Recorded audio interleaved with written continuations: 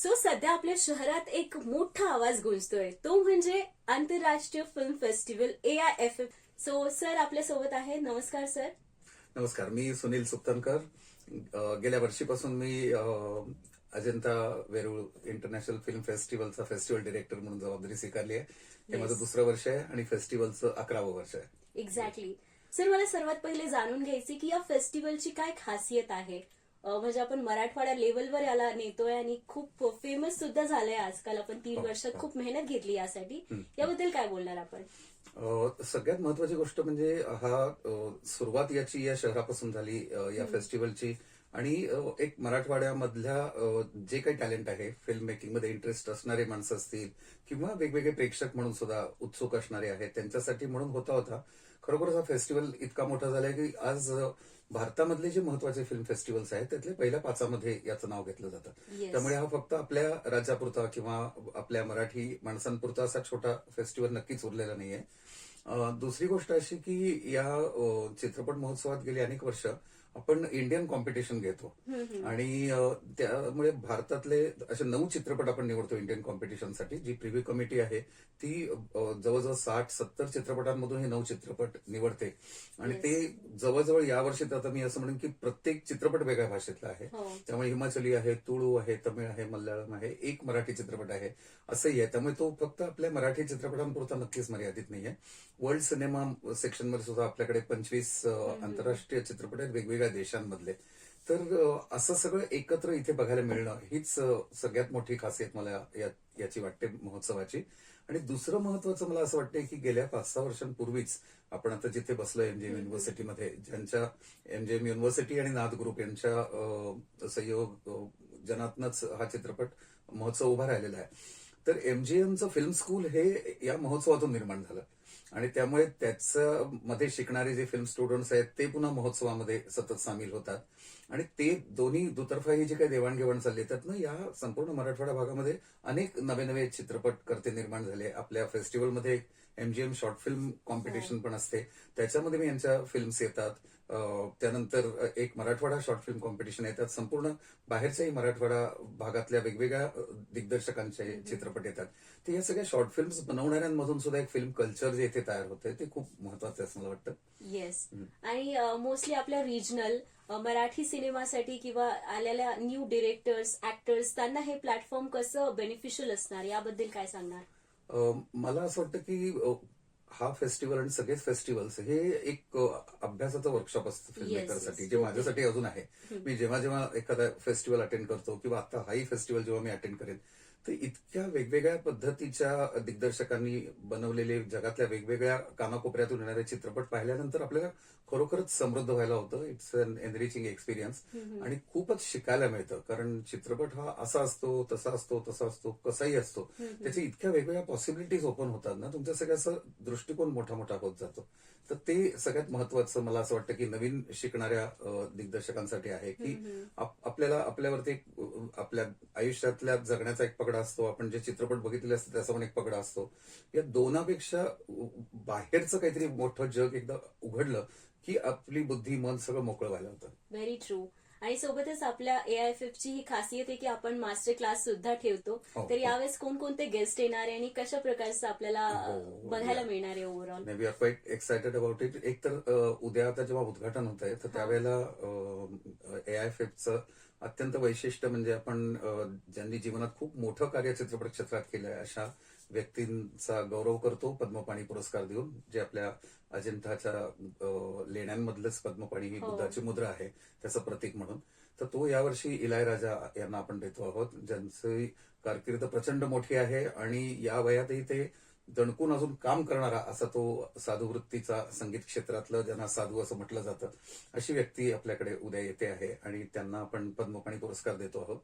आपल्याकडे ज्युरी म्हणून जे 5 जण येत आहेत ते खूप नावाजलेली माणसं आहेत, ज्यांच्याबरोबर मी स्वतः स्क्रिप्ट टू स्क्रीन असा एक सेमिनार कंडक्ट करणार आहे. त्यांच्याशी गप्पा मारणार आहे त्यांच्या अनुभवाबद्दल. त्याच्यामध्ये अनिरुद्ध रॉय चौधरी हे दिग्दर्शक आहेत, त्यानंतर आरती बजाज या एडिटर आहेत, उर्मी जुवेकर या लेखिका आहेत, राफे मेहमूद हे डीओपी आहेत आणि या सगळ्या ज्युरीचे चेअरपर्सन आहेत रसूल पकुटी, जे साऊंड मधलं खूप मोठं नाव आहे. अकॅडमी अवॉर्डमुळे सगळेजण त्यांना ओळखतातच, पण साऊंड या विषयाचं महत्व खूप मोठ्या प्रमाणात भारतामध्ये रुजवण्यामध्ये रसूलचा मोठा हात आहे. तर या 5 जणांशी स्क्रिप्ट टू स्क्रीन हा सगळा प्रवास कसा असतो, तुम्ही तुमच्या डिसिप्लिन मधून हे कसं करता, याबद्दलचा एक परिसंवाद आहे. आपले क्लोजिंग सेरेमनीचे गेस्ट आहेत आनंद एल राय. तर हे खूप महत्वाचं नाव आहे, निर्माता आणि दिग्दर्शक दोन्ही म्हणून हिंदी चित्रपटसृष्टीमधलं. तर त्यांची मुलाखत जयप्रद देसाई घेणार आहे. त्यामुळे ते that would be quite exciting for the students. Marathi ऑडियन्ससाठी एक खूपच छान गोष्ट आहे, म्हणजे दिलीप प्रभावळकर आपल्याकडे येत आहेत पाहुणे म्हणून, आणि चंद्रकांत कुलकर्णी दिलीप काकांशी संवाद साधतील. Yes. त्यांच्या आतापर्यंतच्या चित्रपट कारकिर्दीविषयी, आत्ता त्यांना या सगळ्याबद्दल काय वाटतंय, या सगळ्याबद्दल. तर शिवाय आपण या इंडियन कॉम्पिटिशन आणि इंडिया फोकस यातले जे सगळे फिल्म मेकर्स आहेत त्यांना पण भेटणार आहोत. त्यांच्याबरोबर पण आपला एक परिसंवाद असणार आहे. आणि याचबरोबर चित्रपट महोत्सवात फिप्रेसी ज्युरी, जी एक आंतरराष्ट्रीय समीक्षकांची संघटना आहे, तर त्यांच्यासाठी पण आपण एक विभाग आपला असतो. म्हणजे या सर्व विभागांमध्ये मिळून ज्यांचे डेब्यू फिल्म्स आहेत, पहिली फिल्म त्यांनी केलेली आहे, त्या फिल्म्स आपण या सर्व सेक्शन मधल्या निवडतो. आणि त्या 10 फिल्म्स हे फिप्रेसी ज्युरीचं जी समिती आहे ती बघणार आहे. त्याच्यामध्ये सुद्धा केरळहून व्यंकटरमण आलेले आहेत, त्यानंतर जोरहाटहून मीनाक्षी दत्ता आलेले आहेत, आणि दिल्लीहून अॅना वेट्टिकाड म्हणून आहेत. या अशा 3 समीक्षक आलेले आहेत. तर त्यांच्याबरोबर पण आपण what is the critics role in nurturing good cinema असा एक सेमिनार घेतो आहोत. तर असं सगळं एक वर्गाचं कार्यक्रम आपल्याकडे आहे. म्हणजे ज्ञानाचं भरपूर असणार आहे यामध्ये हो, रोल. हो. त्यासोबत मला जाणून घ्यायचे की याचे काय क्रायटेरियाज असतात जेव्हा आपण एखादी फिल्म कॉम्पिटिशन साठी सिलेक्ट करतोय. ही थोडी प्रोसेस जर जाणून घेतली तर खूप छान. ती खरं बघायला गेलं ना तर ती अशी सांगायला म्हटलं तर गुंतागुंतीची नाही आहे.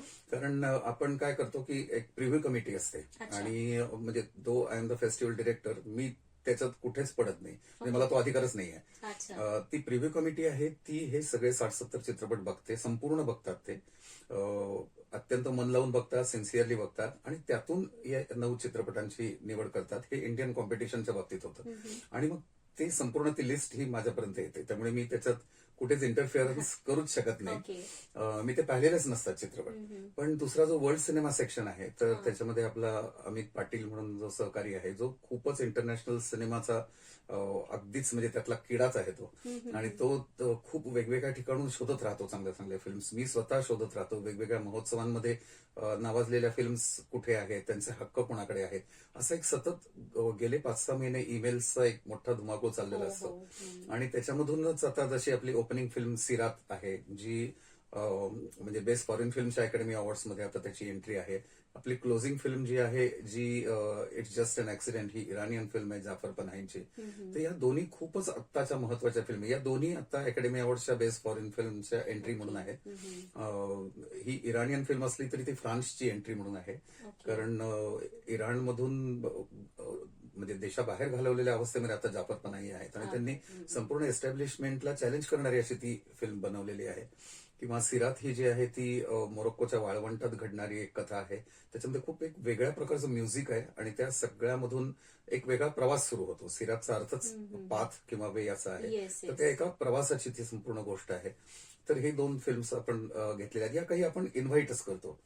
किंवा आता मिडफेस फिल्म म्हणून आपण साबरबोंड ही मराठी फिल्म दाखवतो रोहन कानवडेची. तर ते मराठी चित्रपटासाठी खूप अभिमानाची गोष्ट आहे की सनडान्स फेस्टिवलमध्ये त्याला ग्रांप्री अवॉर्ड मिळालं, आणि ते पहिल्यांदाच मराठी चित्रपटाच्या बाबतीत घडलं. आणि हा तरुण दिग्दर्शकाची ही पहिलीच फिल्म आहे. तर आपण रोहन कानवडे पण इथं आपल्याकडे येतोय, त्याच्याशी पण आपण मराठी चित्रपटाचा बदलता चेहरा या विषयावरती गप्पा मारणार आहोत.